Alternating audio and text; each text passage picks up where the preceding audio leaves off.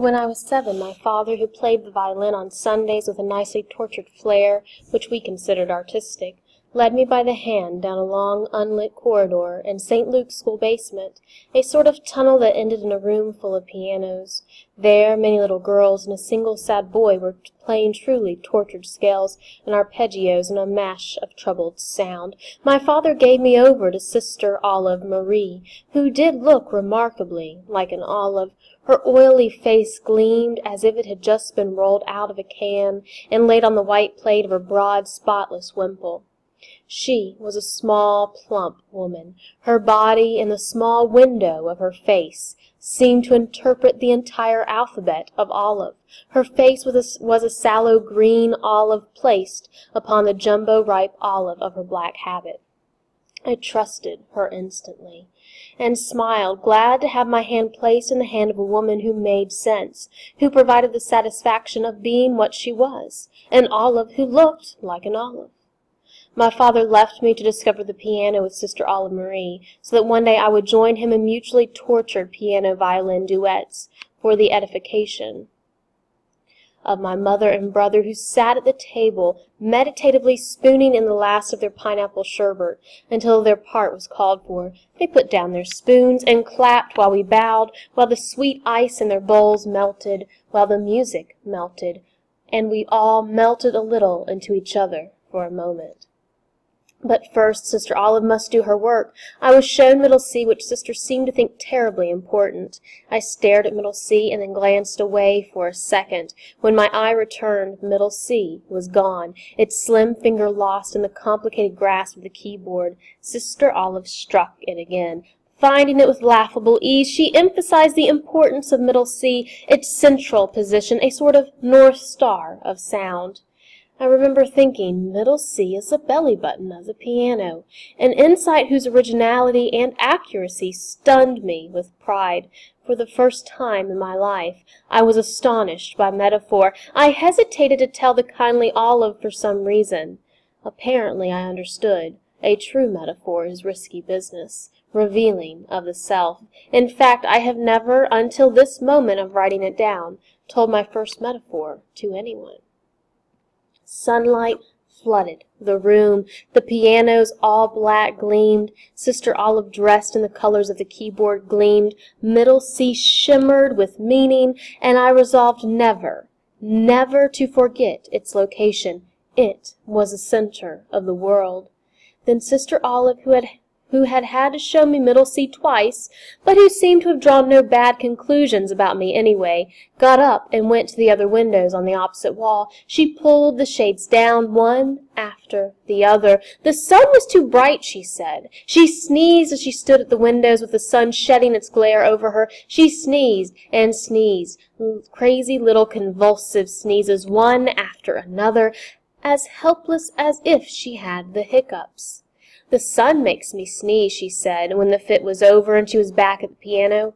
This was odd, too odd to grasp in the mind. I associated sneezing with colds, and colds with rain, fog, snow, and bad weather.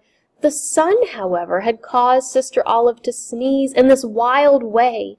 Sister Olive, who gleamed benignly, and who was so certain of the location of the center of the world. The universe wobbled a bit and became unreliable. Things were not, after all, necessarily what they seemed. Appearance deceived. Here was the sun acting totally out of character, hurling this woman into sneezes, a woman so mild that she was named, so it seemed, for a bland object on a relish tray. I was given a book, the first Thompson book, and told to play the first piece over and over at one of the black pianos where the other children were crashing away. This, I was told, was called practicing. It sounded alluringly adult. Practicing.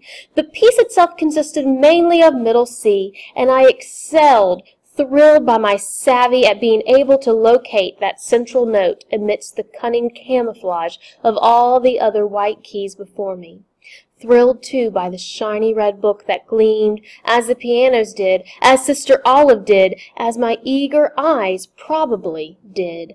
I sat at the formidable machine of the piano and got to know Middle C intimately, preparing to be as tortured as I could manage one day, soon with my father's violin by my side. But at the moment Mary Catherine Riley was at my side, playing something at least 2 or 3 lessons more sophisticated than my piece. I believe she even struck a chord. I glanced at her with the peasantry of single notes, shy, ready to pay homage. She turned toward me, stopped playing, and sized me up. Sized me up and found a person ready to be dominated. Without introduction, she said, "My grandfather invented the collapsible opera hat." I nodded. I acquiesced. I was hers. With that little stroke, it was decided between us that she should be the leader and I the sidekick. My job was admiration, even when she added, "But he didn't make a penny from it. He didn't have a patent."